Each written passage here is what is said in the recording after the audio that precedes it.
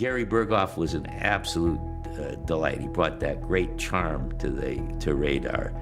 The teddy bear, the Few television series have left as profound a mark on American pop culture as MASH. Renowned for its groundbreaking blend of humor and drama, the show not only captivated audiences during its 11-year run but also set a viewership record with its unforgettable series finale.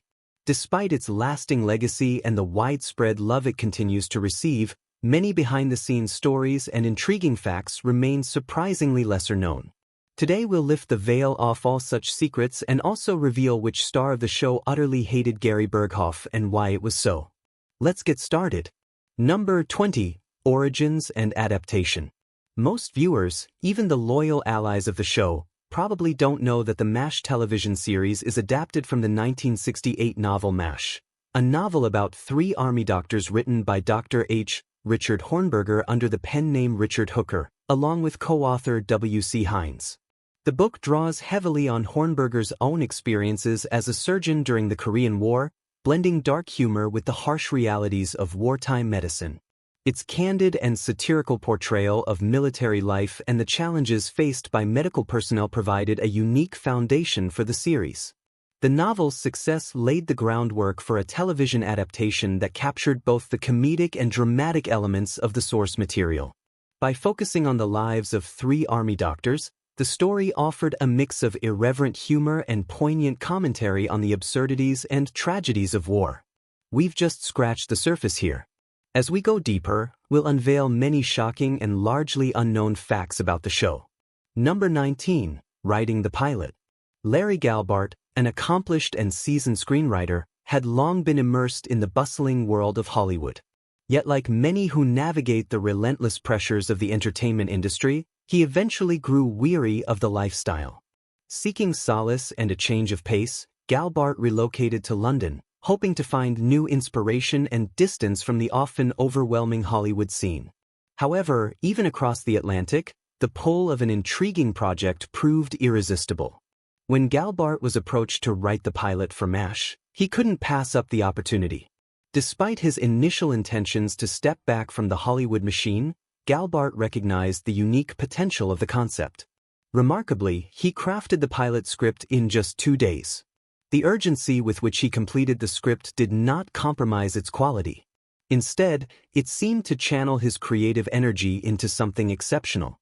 The network, recognizing the brilliance of his rapid accomplishment, rewarded him handsomely, paying Galbart $25,000 for his work. The pilot, which premiered on September 17, 1972, marked the beginning of a television phenomenon. Galbart's swift yet thoughtful approach set the tone for the entire series, merging sharp wit with poignant storytelling. His writing laid the foundation for MASH's enduring success, proving that even a project born out of unexpected opportunity could leave a lasting impact. Number 18. Casting Choices and Changes.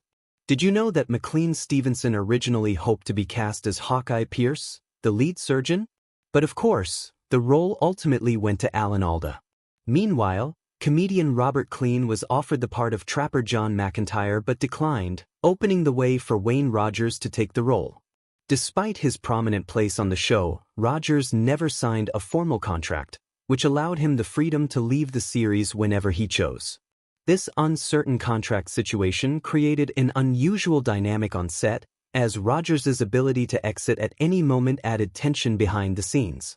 His departure after 3 seasons reflected this unique arrangement, which contrasted with the more stable contracts held by other main cast members. The casting choices and contractual nuances shaped the early development of the show's core characters and influenced its evolving ensemble. Speaking of the evolving ensemble, you're not going to believe this. Number 17. Klinger was not supposed to be a recurring character. When the character of Maxwell Q. Klinger was first conceived for MASH, he was originally intended to appear in just 1 episode.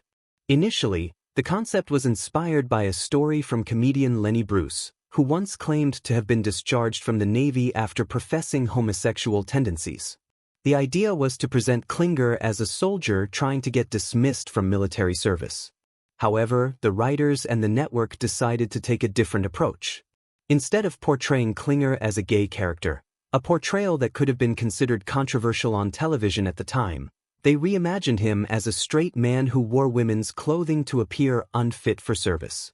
This creative twist not only preserved the comedic intent but also allowed the character to fit seamlessly into the show's lighthearted yet thoughtful tone. What began as a brief comedic role quickly grew into something much more significant. The unique blend of humor and resilience that Klinger embodied, brought to life by Jamie Farr's outstanding performance, made the character an instant hit. Audiences connected with Klinger's determination and resourcefulness, and his antics became a staple of the series. Rather than simply being a one-note gag, Klinger evolved into one of the most beloved and enduring characters on MASH. Number 16. Real-life military experience. Alan Alda and Jamie Farr brought authentic military experience to their roles on MASH. Drawing from their own service backgrounds, Alan Alda, who played the witty and compassionate Hawkeye Pierce, had served in the Army Reserve. This experience provided him with a genuine understanding of military life, particularly the unique challenges and disciplined environment faced by Army doctors. Alda's first-hand knowledge of how soldiers cope with stress and maintain a sense of humor in difficult situations allowed him to portray Hawkeye with an authenticity that balanced both irreverence and empathy. Jamie Farr, who played the beloved and eccentric Corporal Klinger, also brought his real-life military experience to the series, having served in the Army before pursuing his acting career. Farr understood the nuances of military life, from the rigid routines to the ways soldiers would push boundaries to maintain their individuality. His character Klinger was famously known for his cross-dressing antics as part of his attempts to secure a discharge on the grounds of mental instability. While Klinger's antics were played for laughs, Farr's portrayal remained grounded, conveying both the desperation and creativity of a soldier seeking escape from the harsh realities of war. The personal connection to military life helped Farr infuse Klinger with a sense of realism, making him more than just a comic relief character. Number 15. The story of the laughter track. When MASH was in its early stages, both Larry Galbart, the pilot's writer, and Gene Reynolds, the executive producer, strongly opposed the use of a laugh. They felt that the show's blend of comedy and serious wartime drama shouldn't rely on canned laughter, which might undermine the tone. However, CBS, the network airing the show, insisted on including a laugh track because it was standard practice for all 30-minute sitcoms at the time. To reach a compromise, the producers agreed that the laugh track would not be used during the operating room scenes, where the tone was more serious and somber. As the series progressed, the laugh track was gradually used less frequently and then dropped altogether in the 11th season. Interestingly, when MASH aired in the UK on the BBC, the laugh track was omitted entirely, allowing the show to stand out as a drama comedy. Number 14. Cameos and real connections. MASH featured an impressive lineup of notable guest stars, including Ron Howard, Leslie Nielsen, and Patrick Swayze. Ron Howard, known for his youthful charm, appeared as a Marine eager to serve, capturing the complexities of innocence and duty. Leslie Nielsen, famous for his later comedic roles, showcased his dramatic range in a serious and thoughtful portrayal.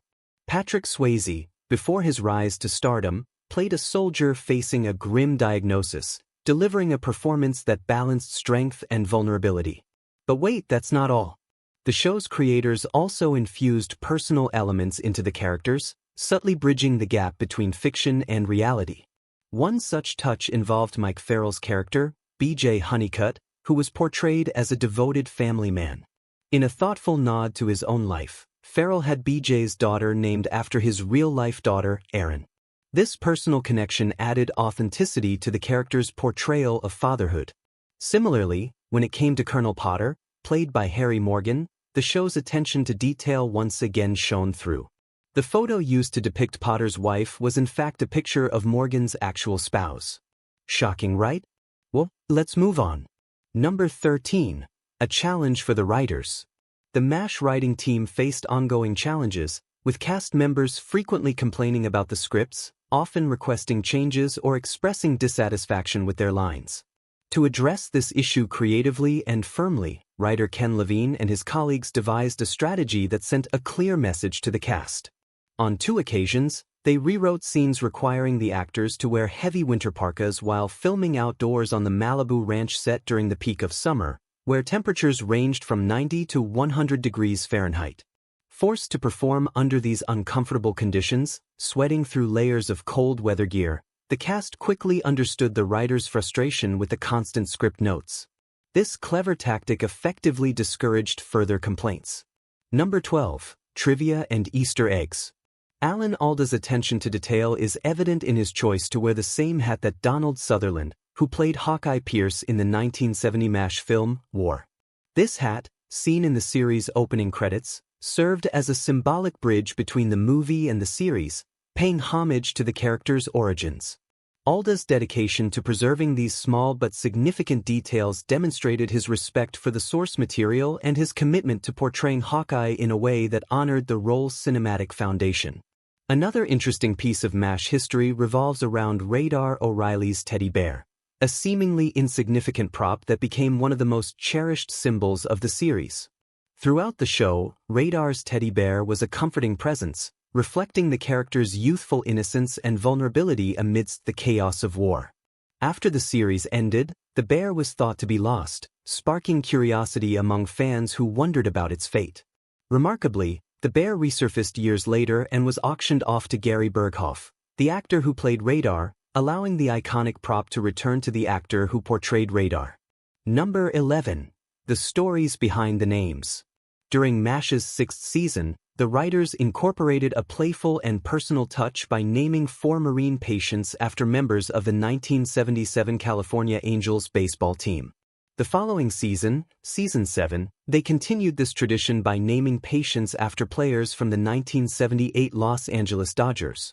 This nod to the sport added an inside joke for fans familiar with the teams and showcased the writers' creative flair in blending pop culture with the series' narrative.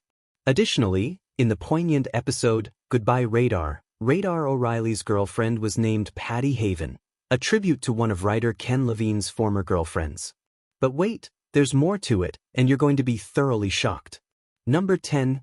Comics and Codes from the Future. In the 15th episode of the first season titled, Tuttle, Radar's well-known love for comic books takes center stage, revealing a curious anachronism. Radar, the lovable and geeky company clerk, is frequently seen diving into the world of science fiction during his downtime. However, the show is set during the Korean War in the early 1950s, which raises a puzzling question. How did Radar come to possess comics from decades later? In this episode, Radar is shown reading the 10th issue of Captain Savage and His Battlefield Rangers, a comic that was actually published in January 1969, more than 15 years after the Korean War ended. This subtle yet striking detail is part of a broader pattern of small anachronisms scattered throughout the series, often escaping the notice of casual viewers. Another example of an out-of-place object appears in the 14th episode of the 11th season, Give and Take. In this episode, Sergeant Klinger performs an act of kindness by offering a chocolate bar to a severely injured North Korean soldier. While the gesture is heartwarming, the show accidentally includes a detail that breaks the period authenticity. The chocolate bar displays a UPC barcode. These barcodes, essential for modern retail, were not introduced until 1976, 2 decades after the Korean War. When the soldier turns the packaging upside down, the barcode is clearly visible, creating a small but glaring historical inaccuracy. Such details, while minor, show how MASH occasionally slipped in elements from the future, blending them into the show's 1950s setting in ways most viewers wouldn't easily spot. These little mistakes serve as quirky reminders that even the most carefully crafted period dramas sometimes get caught sneaking in modern conveniences. Speaking of the Korean War, here's another interesting tidbit. Number 9. Longevity. Remarkably, MASH outlasted the actual conflict it depicted by a significant margin. While the Korean War itself lasted just 3 years, 1 month, and 2 days, from June 25, 1950 to July 27, 1953, the show aired for a full 11 years, premiering in 1972 and concluding in 1973–1983. This considerable extension beyond the war's duration was never perceived as a drawback by the creative team. Instead, it was embraced as an opportunity to deepen the series' exploration of war's complexities and human costs. The producers and writers recognized that the show had grown into much more than a simple war comedy or drama. Over time, MASH became a culturally significant platform that blended sharp satire, dark humor, and poignant drama to address issues that extended far beyond the battlefield, resonating with audiences grappling with contemporary conflicts like the Vietnam War and broader questions about military ethics, trauma, and camaraderie. Alan Alda, who played the lead character Captain Benjamin Hawkeye Pierce, helped shape MASH into a sophisticated series capable of balancing comedy with serious social commentary. Alda and his colleagues understood that the longevity of the show allowed them to evolve the narrative and characters in ways that reflected the changing social and political landscape of the 1970s and early 80s. This temporal flexibility freed them from the constraints of strict historical accuracy regarding the war's timeline, enabling the show to use its fictional setting as a lens through which to examine enduring issues like the futility and wastefulness of war, the psychological toll on soldiers and medical staff, and the clash between individual morality and military protocol. The extended run also allowed for the development of richly drawn characters whose personal stories and ethical dilemmas gave viewers a nuanced understanding of the war's impact on human lives. Over 11 seasons, MASH was able to depict the shifting dynamics of military life, the bonds forged in adversity, and the coping mechanisms ranging from humor to rebellion that individuals employed in the face of constant danger and loss. The show's success in transcending its original premise contributed to its lasting popularity, with episodes that blended slapstick comedy,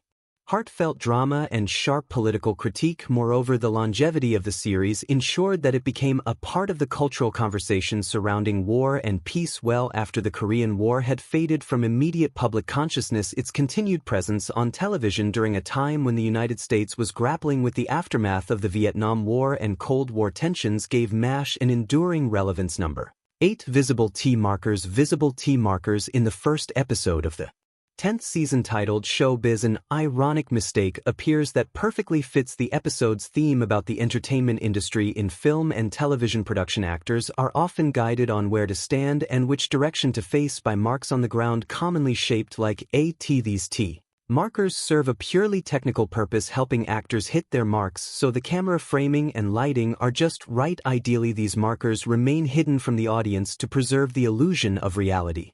However, in this episode's emotional final scene where Father Mullah tearfully says goodbye to Sarah, the camera pulls back to a wide shot and unintentionally reveals several of these rubber T markers on the ground. One white T mark is clearly visible behind Father Mullah, right where Sarah had been standing moments before. Later, when Father Mullah rushes over and bumps into Nurse Kelly, some dirt is kicked up, exposing yet another black T marker nearby. This slip-up pulls back the curtain on the production process, breaking the immersion by exposing a part of filmmaking that should remain unseen. Though subtle, it's a rare and amusing goof that reminds viewers that even well-produced shows like MASH occasionally reveal their behind-the-scenes. Alan Alda was not just an actor. Secrets. Number 7. Alan Alda was not just an actor. Alan Alda's involvement in MASH went far beyond his iconic portrayal of Captain Benjamin Hawkeye Pierce. He was deeply integral to the creative process behind the scenes, co-writing and directing a remarkable 31 episodes of the series, including its unforgettable finale. This level of artistic engagement was exceptional, especially for an actor primarily known for his on-screen work. Alda's dual role as actor and creative force allowed him to shape the tone, narrative direction, and emotional depth of MASH in ways that few others could. His intimate understanding of the characters and the show's themes empowered him to bring a nuanced sensibility to his writing and directing. Alda's work behind the camera was groundbreaking in television history. He became the first person ever to win Emmy Awards in all 3 major creative categories: acting, directing, and writing for the same show. This unique achievement not only underscored his multifaceted talent, but also highlighted how essential he was to MASH's identity and enduring success. His writing often tackled complex issues surrounding war, morality, and the human spirit, delivering scripts that balanced levity With poignancy as a director, Alda was known for fostering strong performances from the cast and for his skillful handling of episodes that combined comedic timing with dramatic tension, helping elevate the show beyond typical sitcom fare. Many future stars made guest appearances on MASH during Alda's tenure, and his leadership contributed to the show becoming a fertile ground for emerging talent. His influence extended to mentoring younger actors and collaborating closely with the writing and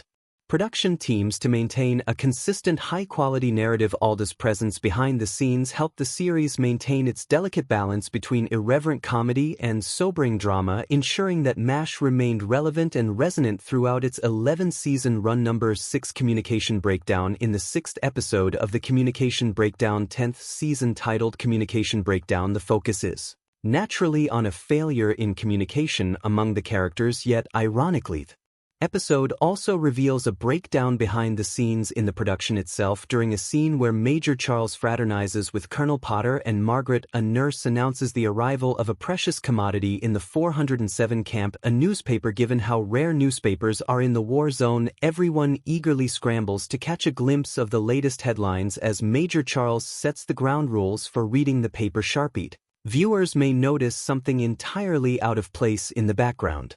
Partially obscured by a signpost, a man who clearly does not belong to the story or the period strolls into the shot. This individual stands out with his long blonde hair and beard, wearing a modern-looking blue shirt and white pants, an outfit that is quite unlikely for any character or extra set during the Korean War. This unmistakably appears to be a member of the production crew accidentally captured on camera. This small but glaring goof demonstrates how even in a highly polished award-winning series like MASH, occasional slip-ups happen. The presence of this crew member in the frame is a humorous reminder that television production involves many moving parts, and sometimes those parts briefly collide with the illusion the show aims to create. It's a subtle yet fascinating glimpse behind the scenes, turning a moment of narrative tension into a meta moment of real-life communication breakdown. In production. Number 5. Most watched episode on American television. The most watched episode on American television series finale of MASH, titled Goodbye, Farewell, and Amen, remains the most watched television episode in American history. This record holds even today, airing on Monday, February 28, 1983. This 2.5-hour special captivated an astounding 77% of the entire U.S. population at the time. To put this into perspective, more people tuned in to watch MASH's finale than the Super Bowl broadcast that same year. The finale's unprecedented viewership also drove up the cost of advertising to extraordinary heights. While a typical 30-minute episode of MASH might have commanded around $30,000 for a 30-second on commercial spot, companies had to shell out an eye-popping $450,000 for a similar slot during the finale's broadcast. This staggering increase not only highlights the commercial value of the event but also indicates how advertisers recognize the massive audience's potential impact. The episode itself was a powerful and emotional conclusion to the series, wrapping up long-running storylines and offering a poignant farewell to beloved characters. It struck a chord with viewers by addressing themes of loss, hope, and the human cost of war, all while maintaining the show's signature blend of humor and heart. The finale's success solidified MASH's place in television history, marking it as a defining moment. Number 4. A hygiene blunder in MASH's A Hygiene Blunder final episode. In one notable episode, viewers witness a moment that defies what one would expect from seasoned military medics, especially the chief surgeon Hawkeye Pierce. Despite the critical importance of sterile practices in surgery, this episode reveals a surprising lapse in basic hygiene and common sense. After completing a surgical operation, Hawkeye is called over by Frank Burns, who asks for help with another patient.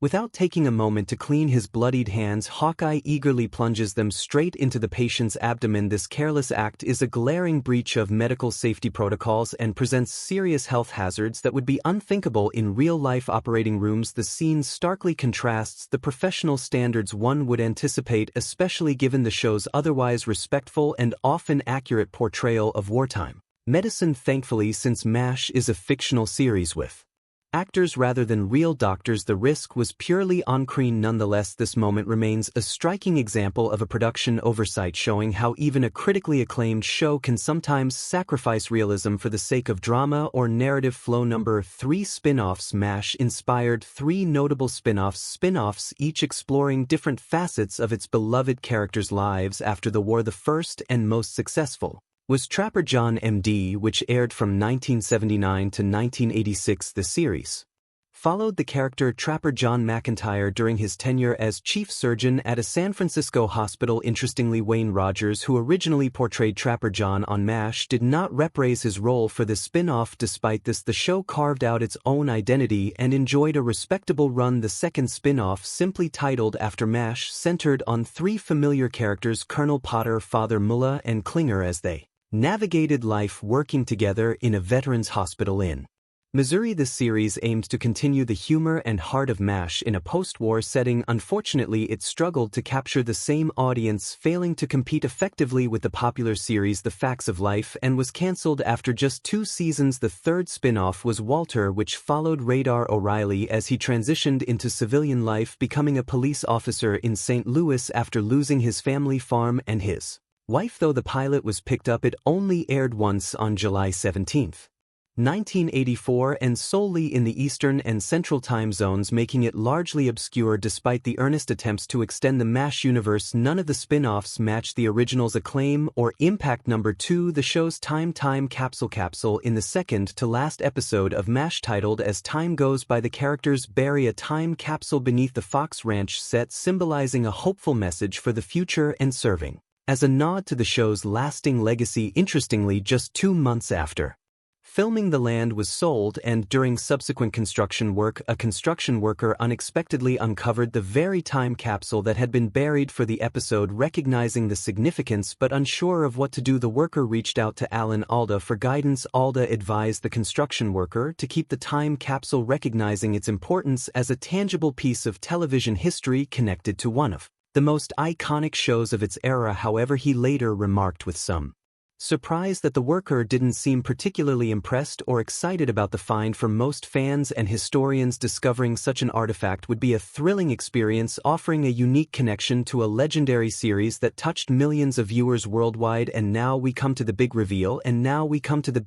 These MASH stars hated utterly. Number 1. These MASH stars utterly hated Gary Burghoff. Gary Burghoff, the actor behind Radar O'Reilly, it appears, wasn't everyone's favorite. For starters, Wayne Rogers, who famously portrayed Trapper John McIntyre on MASH, was known for his occasional volatility on set, particularly in relation to Burghoff. According to the 1983 biography of Alan Alda by Raymond Strait, tensions between Rogers and Boff escalated during one scene to such a degree that Rogers lost his temper and threw a chair at Boff. His relationship with Burghoff was marked by professional disagreements and personality clashes, which occasionally threatened the collaborative spirit of the production. Rogers' frustration can be partly understood in the context of the intense pressures and long hours involved in producing a hit television series, but he wasn't alone. Lance Stevenson, who played the affable yet often exasperated Colonel Henry Blake, offered a candid and nuanced view of his relationship with Burghoff, describing it as love-hate. Stevenson acknowledged the complex dynamic